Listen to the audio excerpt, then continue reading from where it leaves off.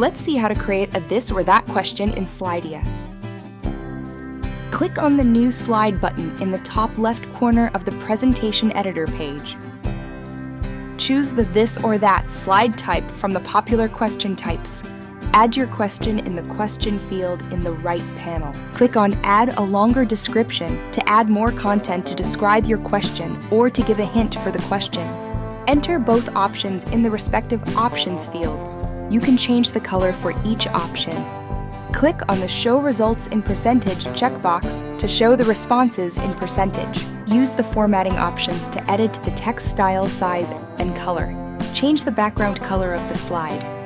Click on Reset to Theme Defaults to remove all the custom effects. In the right panel, click on the Design menu. Click on the Upload Image icon to add an image. We have a collection of images and GIFs available under Image Library and GIFs menu. In the Upload menu, drag and drop or choose a file from your device to your slide.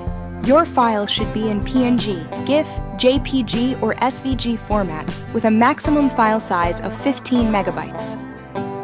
Change the layout of the uploaded image by choosing one from the available layout options.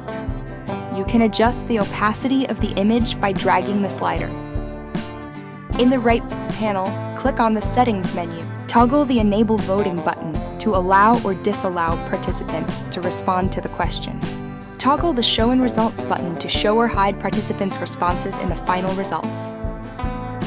Click on the On-Slide Notes at the bottom of the center panel to store reminders, talking points, keynotes for that particular slide for the presenter. Once done, preview your slide to see how it works. Present it to your audience and start collecting responses.